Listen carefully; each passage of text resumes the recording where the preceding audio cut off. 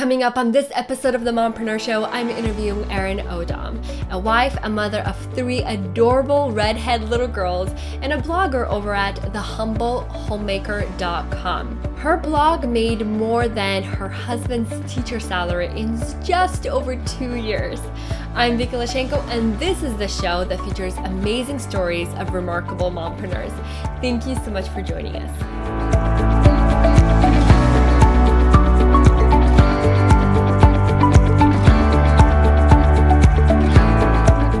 Hi, Erin. Hi, Vicky. Thank you so much for having me. I'm so excited about talking with you today. Oh, me too. I'm so excited that you took the time out of your busy schedule and made it work and that you're here joining us. I'm really excited to hear your story and to hear your journey and everything that you've been up to. So I'm going to ask you if you could introduce yourself, what you're doing now, and tell a little bit about your journey, how you got here. Okay. Well, my name is Erin Odom, and I'm a wife. I've been married for 10.5 years, and we have 3 little girls. They look like me and my husband. We're both natural redheads, and they all have red hair. They are 7.5, 5, and 3.5. And I started my blog, thehomemaker.com, about 5 years ago. At the time, we were living on a low income. My husband was, and he still is, a high school Spanish teacher. Now he works 4 days a week. Maybe we'll get into all that in a little bit later. But we were having a really, really, really hard time. At the time, we had 2 children, and we were barely making ends meet. We would get to the end of the month, and we were running out of food, and we just thought, what are we doing wrong? And come to find out, we weren't doing a lot wrong. We just didn't have enough money to live on. And a financial counselor that helped us figure that out, because we really just didn't even know that we didn't have enough and that we needed to do something about it. So at the time, we were both working extra little jobs on top of his teacher job. And still, it wasn't bringing in enough. You know, he taught Saturday school. He was teaching after school. He was teaching an extra class during his planning period. I was teaching some homeschool kids Spanish. I was also tutoring at a local public school, and I was writing for our local newspaper. So, are you still there, Vicky? Yeah, the video cuts out here and there, but I'm still here. Yeah. Sorry. So, my newspaper editor, around the same time that my best friend, both approached me and said, Erin, have you ever thought about starting a blog? At the time, I just had my second child, and I was transitioning from writing mostly feature stories, and I was doing this all from home, to writing more of a mom column for the newspaper. And that's very similar to blog writing, especially personal blog writing. And it was just a column about motherhood. And so my newspaper editor and my best friend said, did you know professional blogs existed and you could possibly make an income from home blogging? And I said, I had no idea. At the time, I was only reading one blog. It was a really small blog. It was a blog that I don't even think was monetized. And it was just a mom blog. And I was learning really how to be a mother to young children through this. So I started thinking about it, and the thought really excited me because in school, I had actually majored in journalism and Spanish in college. And so writing was something that I always loved, and it was just a passion. And to be able to do something like that from home sounded awesome, on top of writing for the newspaper. So in January 2011, I started thehomemaker.com. We had no money to invest in a business. All I had was the $10 to buy the domain name, thehomemaker.com. No professional design. You can go back on the Wayback Machine, and it looks very unprofessional. And I just did the best I could with what I had. It was on a blog spot, Blogger. It was not WordPress. And I just started blogging. For about 6 months, I didn't tell anyone. For those 6 months, I mainly just uploaded columns from the newspaper. I was scared. I thought in the back of my head, this would be so awesome to be able to turn this into business. But I was scared, and I didn't know what I was doing. And so I didn't really tell anyone. And 6 months in, I decided, you know what, if I'm going to do this, I have to be all in and I have to make it public, otherwise it's never going to go anywhere. And so I started telling people, just telling friends that I was blogging. I started doing link ups on other blogs, and I started my Facebook page, and then it started growing. 2 years in, I was making more money than my husband was making on his teacher salary. And now it's several times more than what he is making. And we call it our business. It's not just my business anymore. It's our business.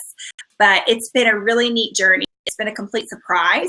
Never in a million years would we have thought that that would be a career path for our family. But I can't say I've loved every minute of it, but it's been a huge, huge blessing. And I wouldn't trade it for anything. Wow. What a journey. Thank you so much for sharing that. So you did a lot of side jobs. How in the world did you know Spanish, and how did you get into writing for the newspaper? I'm so curious. Yeah, I know that there's a lot of ladies here who maybe blogging is not for them. And I am a firm believer that it's not for everyone. And just because that's my story doesn't mean it's every mompreneur story. So with Spanish, I always had a love for writing, and I always had a love for internationals, no matter where they were from. So Vicky, I naturally have a love for people from all over the world. Not that I don't like Americans, but my husband and I both have a heart for the world. And so in college, I majored in Spanish. I thought this is the practical major, because I thought maybe I'd be spending my life in Latin America. Truly, I thought that I was possibly going to be a full-time career missionary in Latin America. So journalism was kind of like, Spanish was like, okay, that would be good for me to go ahead and learn the language. And then journalism was, this is where my skill set falls, and that's a good backup plan. I could always write for a newspaper. I could always improve my writing skills. And so I double majored in those, and I minored in English. I was kind of an overachiever, but I like, and plus an ENFP, I couldn't just choose one thing to study in college. Right. So that's how that happened. So that's how I had the Spanish skills. I spent a year in Costa Rica after college teaching at a missionary kids school. And that is actually where I met my husband. He had been living there for 2 years. He looks very similar to me, fair skin, red hair, but we are both Americans that met in Costa Rica. And so that's amazing. After we met, we got married. So that's how I had those skills to do those little side businesses. And it's funny because recently I was looking at the new year over some goals from the previous years. And I looked back during that year I started the blog. And I had all of these different goals, and I had all of these different ideas of how I could make money from home. And I had written about teaching myself how to sew, and maybe I could start an Etsy shop. Well, guys, I am totally not skilled that way at all. But there were just a lot of different things I thought I possibly could do. And I encourage all mompreneurs, if you are interested in starting a business, really look at your skill set and look at maybe some areas that you're interested in that you can learn more about. I learned that I'm just not, I'm not crafty. I'm not a seamstress. So that wasn't for me. And the other things made perfect sense. So. Wow, very interesting. So you started a blog, you bought the domain, so it wasn't on a subdomain, right? No, it was on like a blog spot. And so I went to GoDaddy.com and bought thehumbledhomemaker.com. And the name The Humbled Homemaker came from, I was at a season in my life, and I'm still there, where I felt like I had no idea what I was doing. I felt very unskilled in the area of homemaking. I thought, sure, I can write, but I don't know how to keep a home. And I knew I wasn't the only one. And so now I really like for it to be a place to encourage anyone women that are trying to learn homemaking, motherhood skills. And I talk a lot about healthy living too. So I just bought thehumbledhomemaker.com. Okay, so how did you get over yourself and blog about being a homemaker without feeling worthy? I feel like that's what a lot of people struggle with. That's what I struggle with a lot, is that, like, how do I get over myself and just do it and just talk about my experiences? Right. Well, I think it helped at the time. And I still honestly do this sometimes, which is, it's going to sound crazy, but, you know, you pretend like you're just talking to a few people. And in the beginning you are. And I really encourage people to look at it like, I'm sharing with friends, and to really strive to maintain your authenticity. And so, and instead of trying to be someone who I wasn't, I really tried to be vulnerable and be authentic. And plus that was my niche too. But really a turning point for me, even though I was real in the beginning, I still held some back. And I didn't tell, for example, that we were struggling financially, because that was just something to share, you know, and I felt really ashamed in many ways. When I finally started sharing that, that's when the blog started to explode. And I think people long for the authenticity. They long to really know that they're not alone in their struggles. So, but in the very beginning, if you know, you asked how did I get over myself, I think part of it was I knew that I was never going to grow unless I just bit the bullet and put myself out there, you know, after those 6 secret months of blogging. But also I started pursuing some opportunities to guest post. And when I got those opportunities, it kind of forced me to put myself out there, because if I was going to be guest posting on someone else's site, I needed to have somewhere else for people to look to, like, where was my site? Where was my home on the internet? Very interesting. How long into, how long after you started your blog did you start guest posting? So I started the blog secretly in January 2011. I started it openly in June 2011, and I got my first guest posting gig in August of 2011. So at the time, I didn't realize how I do now, the power of guest posting, and how that was a really good way to grow. I had been reading who has become one of my dearest blogging friends and real life friends. We've seen each other in real life many times now, Stephanie at keeperofthehome.org. So actually she has since sold her site, but she is at Entre Family. So you entrepreneurial ladies would love her site. It's called Entre Family, and I think it's .com. It could be .org. That's so interesting that you said that she sold it, because I was on her Facebook page, the Keeper of the Home, and I was like, wait, am I missing something? Like, I thought this was Stephanie's site, you know? So very interesting. I did not know that. That is actually my agent that's calling right now, but I'm just going to ignore the call. I am so sorry. Do you want to like take it? No. I'll call him back. It's just funny because it's a business call, but it's like not supposed to happen right now. So I'll just call him back. So, I love it. I was like, who's that calling me? Because we don't get called on the home phone a whole lot.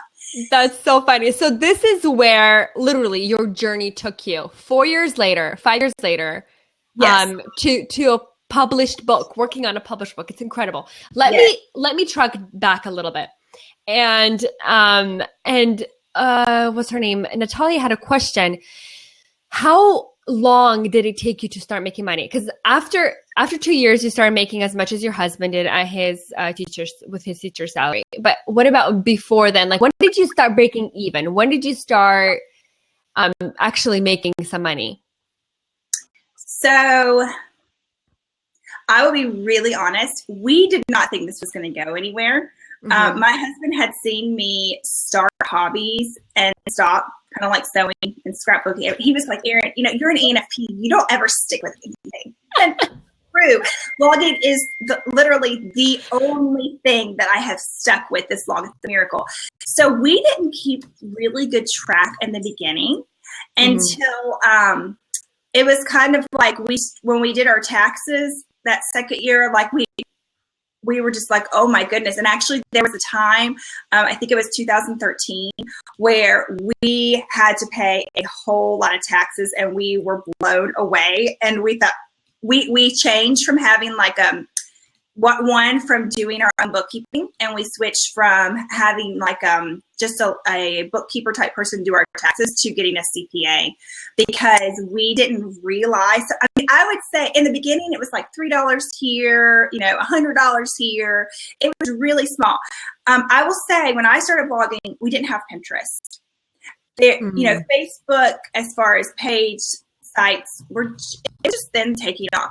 So I would say it's very feasible to be making a good income, at least a part-time income, if not more, within a year of blogging now, if you were very diligent and strategic. It's different for everyone, though. Everyone's journey is different. I worked really, really hard, but I'm a Christian, and I believe that God really blessed it too. I believe that, I worked hard, but it's not just me. I have to give God the credit. And so, I don't know if that answers your question, except that it came a lot faster than I thought. And I really encourage you, no matter where you are in your business, to keep very good track of how much money you're making. Because, in the beginning, it was so little that it was going into our regular bank account. And then finally we were like, we have got to separate this. I would encourage you to just set it up separate and keep really good track from the get-go. And we paid our taxes and everything was fine. But we got to a point where it was like, oh my goodness, we had no idea we were making this much money. And so, so while we're talking about money, can you share with us, if you're comfortable with that, how you break down your revenue? Like, where does it come from? Is it ads only? Is it sponsored posts? Like, what are the revenue streams? Okay. I think it is 6 different revenue streams. I've actually written a post about this. So if you want to put this with some show notes later, if you go to my site, thehumbledhomemaker.com, and you look at the about page and you hover down, there's a page that says Pick My Brain. And I did a short blogging series. I did 3 posts. I've added another post to that recently. And one of those posts talks about how I make a full-time income blogging, and it breaks down the different income streams. And so and that's one thing I really recommend if you're blogging in particular, is that you don't put all your eggs in one basket, either with traffic or with monetization. And so for me, I have an ad network that I'm in. I'm actually in several different ad networks, but I use AdThrive, which is a company that manages the different ad networks, which is great. So I don't have to manage it myself, because I am really not techie, believe it or not, which is kind of ironic considering what industry I'm in. But I have ad networks. I have sponsored posts. I have affiliate marketing. Amazon affiliates, which is kind of the same as affiliate marketing, but we actually count that as a separate income stream, my husband and I do, than other affiliates. I have some private sponsors, not a whole lot. I have my own products, which are a few ebooks that I have.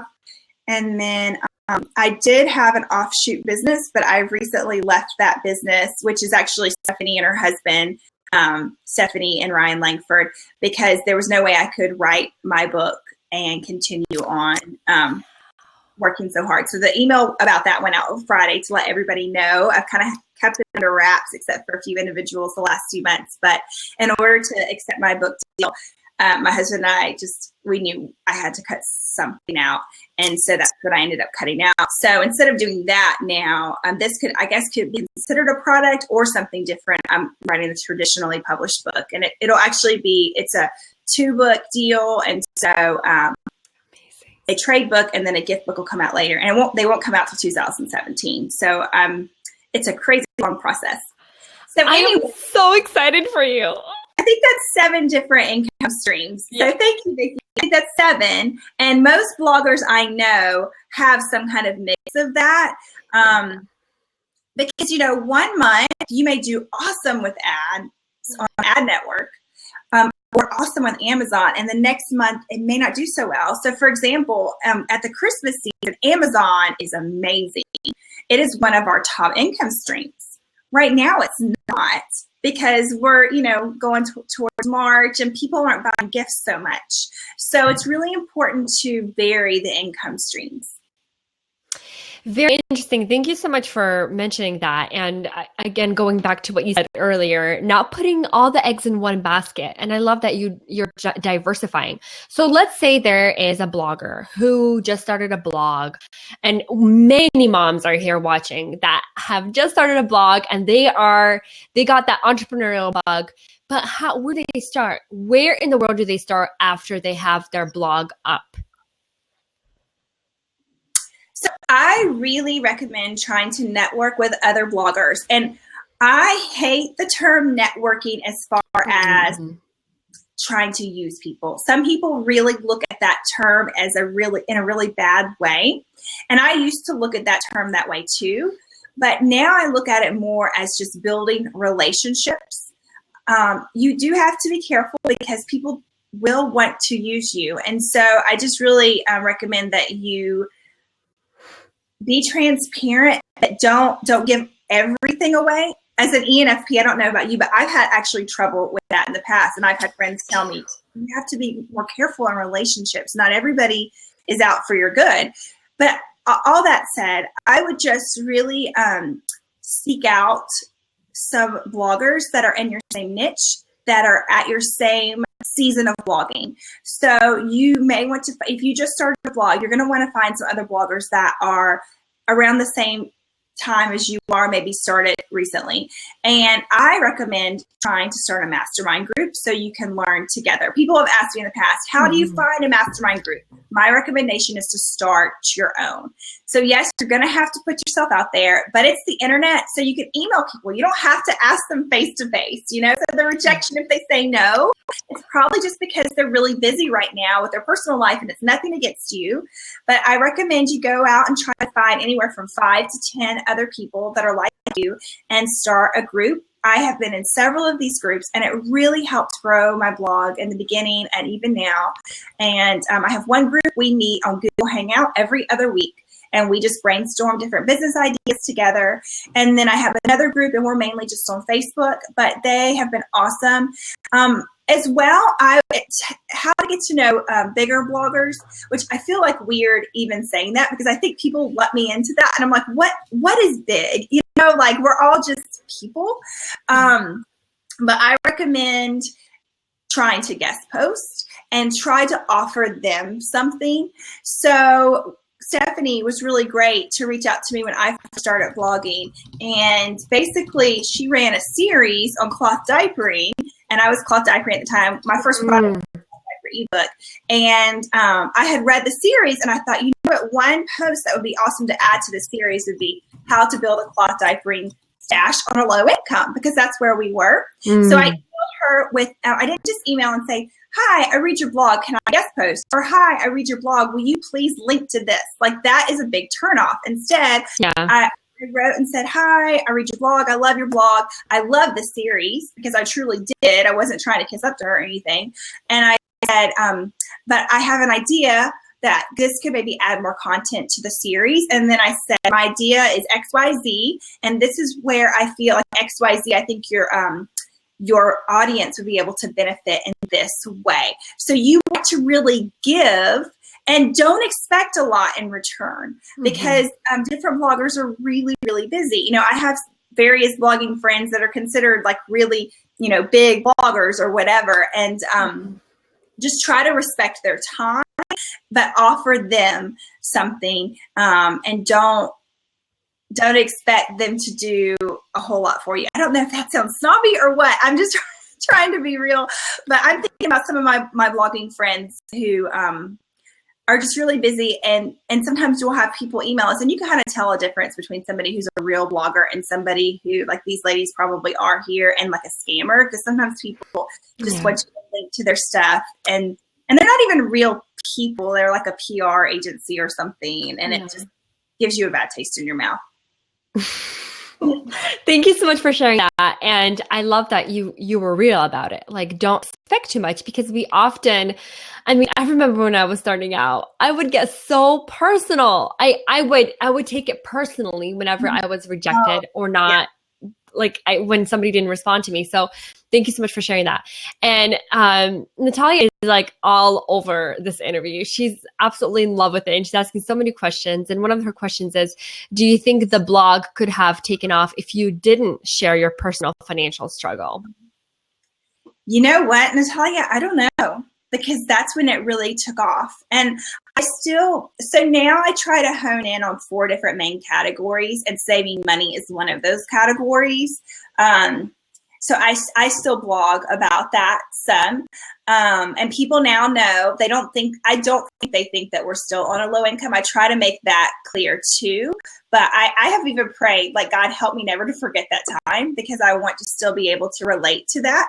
Yeah. And I hold what God has given us with an open hand. It could be gone at any time. But I really think it may have not necessarily been the sharing about the financial struggle as just being real and being raw. And, even if you have an entrepreneurial show like Vicky has, I think even just being real with your own struggles and running a business is so good, because people can relate to it. And when you pretend that you have everything all together and that you never struggle and that you have all of this advice and wisdom to give, which we do have wisdom to give because we've learned through our struggles. I think that's just so important. You want to be relatable to people. Mm. So do I think it could have taken off? I don't know that it would have, to be honest with you. Very interesting. And thank you so much for reminding us that we're all human. No one's perfect. And it's so important to share the struggles. And to be honest, I've been struggling a lot with that, because it's like, how do I come across? I feel like it's a hard balance for me. How do I still be the one that people take advice from and still be open and raw? So definitely something to work on. And you mentioned in the very beginning about goals, like how you set your goal for what you wanted your blog to look like. What is your goal setting strategy? I would love to hear that. Okay, so I really like to go on personal retreats. And I actually have a free ebook that anyone that signs up for my newsletter can get right now. It is actually one of my products that I've been selling, and it's been selling well for $3.99 for the past 2 years, but I have made it free for this quarter. So if they go to thehumbledhomemaker.com, you'll see it pop up right there. Mm-hmm. But basically that book is called Your Retreat, A Guide to Giving Yourself a Personal Planning Day. And in it, I talk about how on these retreats, sometimes I will have a focus on my home, but other times I'll have a focus on my business goals. And so I go on these retreats and I do a lot of brainstorming and I pray through things and I set small goals. I am one of these people, my natural tendency is to set these huge goals that I can never attain. And so I've learned that about my personality. I've learned that I have to restrain myself and practice more discipline and just set smaller goals and then set action steps to go along with those goals. And ideally set a deadline for when I will meet each action step. So that's how I basically go about goal setting. For me, and everyone may not be like this, I have to get out of my own home to go and sit down and really focus on goals. And so in the beginning, when I started doing this, I actually started doing my personal retreats before I was even married, but I would just go to a coffee shop and spend the day. And I did that a lot during when I had 3 kids within 4 years that I was breastfeeding everything. I couldn't leave the babies overnight. But I'm actually going this weekend on one of my personal retreats. This one, the focus is going to be on writing, and I'm actually going to be focusing on writing the first few chapters of my book. But I really encourage you to set aside intentional time for goal setting, because otherwise it may never happen. Erin, that's very interesting. So you actually get out the house? Like, do you fly somewhere, or do you just go to a cafe, or do you get a hotel room and stay there for a few days? Like, how does that work? So I talk in my ebook about how it can look different for everyone, depending on your financial status, depending on your season of life, especially when you're a momapreneur and you have love that counting on you.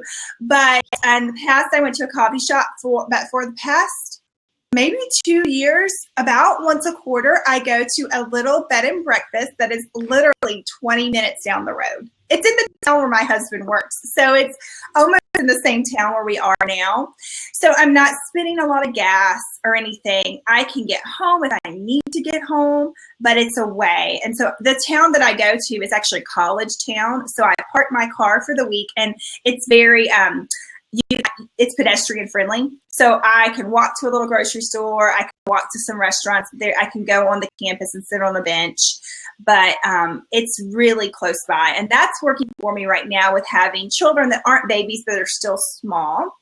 But, if you can afford it and you are in a season of life where you can just go somewhere for a week, kind of like a vacation by yourself, I think I might have a harder time doing that because of my personality. And I know I keep talking about personality, but you got to know yourself. Even usually I will go for 2 nights. The most I've gone is 3 nights by myself.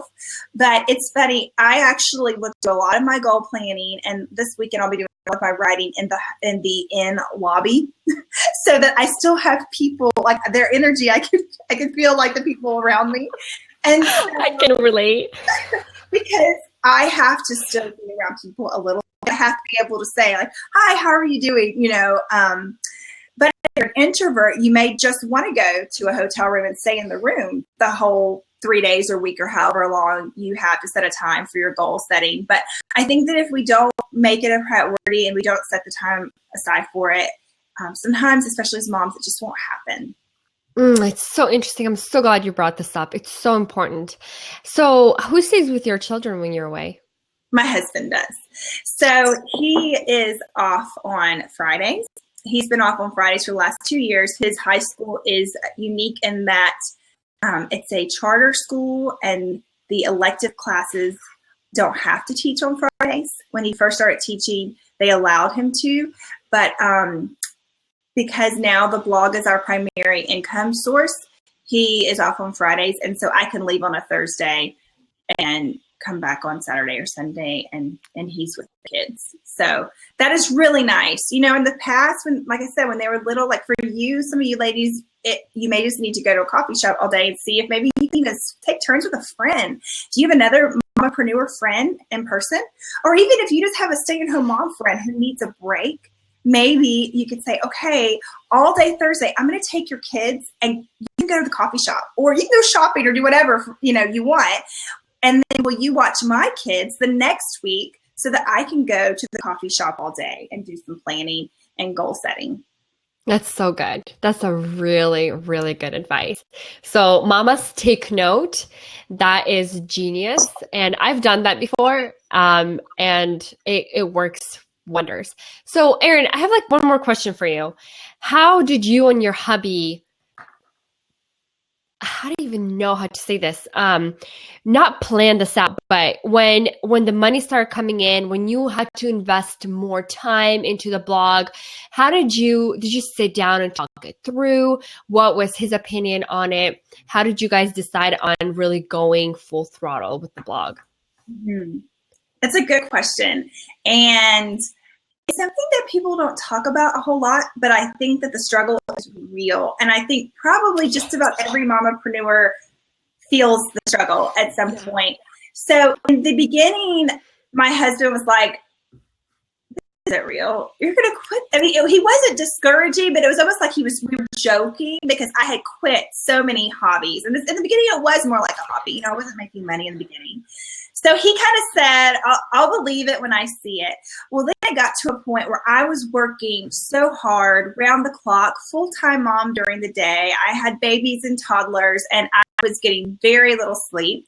And there was tension because I was tired. I was not in a good mood, and I wasn't the best wife, mom, or entrepreneur, to be completely transparent with you all. And so there was a point where it was like we were both like, can we keep this up? And I think probably every business gets to that point where you either quit or you just have to just plow through and know it's going to be tough for a while, because usually when you get to that point, it's like you're near a breakthrough, I think. And then it got to the point where we were both able to see how it was improving our financial situation. And I was at the point where I said, I want to quit. And he said, oh, no, you can't. And I didn't really want to quit. And he knew that in my heart because I'm so passionate about it. But when the hard times came, I would just, and my emotions would say, okay, I'm done. And he would say, no, you've worked so hard for this. And this is really helping our family. And then slowly we've made the transition where he's helping me with more stuff behind the scenes. In the beginning, so a year and a half ago or so, when he started having off on Fridays, he would actually watch the kids. And Friday's a homeschool day. He would do the homeschooling on Fridays. That has transitioned this year. In the fall, we actually have a nanny come on Fridays.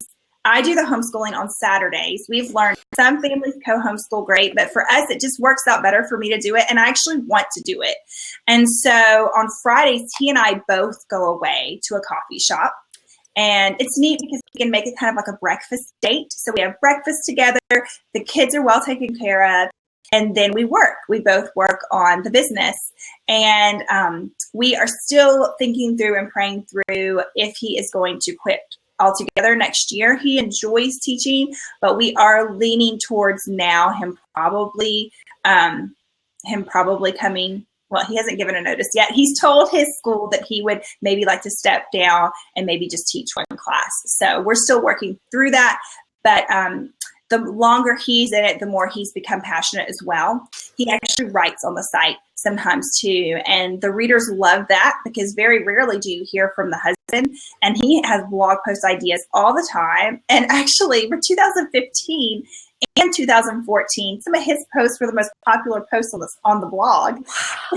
So it's really been a process from us kind of joking about this is not real to let's quit to no, like we got to keep on. And this is actually really a good thing. Wow.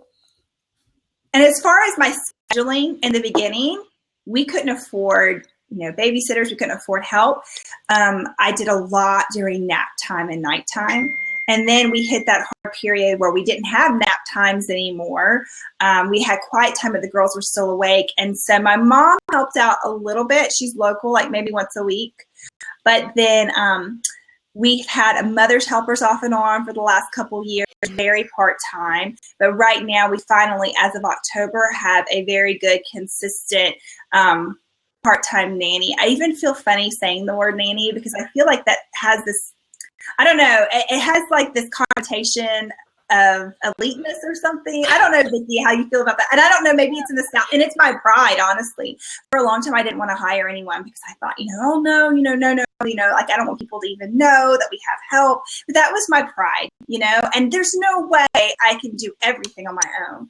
So she comes several afternoons a week. And between that and between 2 mornings of preschool a week and between the university model school schedule is when I have my work hours. Wow.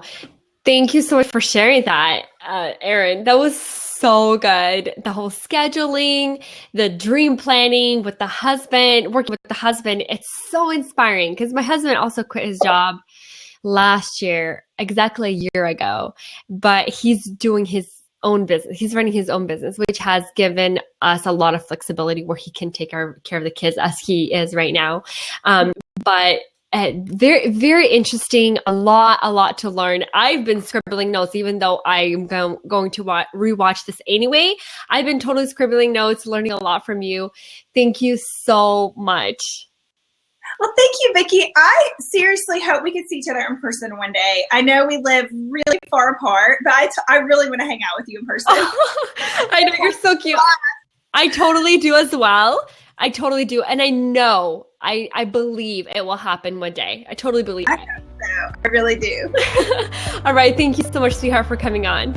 I hope you enjoyed this interview with Erin. I took lots of notes and hope you did as well. Please join us live next time, every single Monday at 10 a.m. Pacific, 1 p.m. Eastern. We have lively conversations with the most remarkable mompreneurs, and join us live in the chat because that's where you can participate and ask questions. My name is Vicky Lashenko, and this is the show that features amazing stories of remarkable mompreneurs. I will see you next time.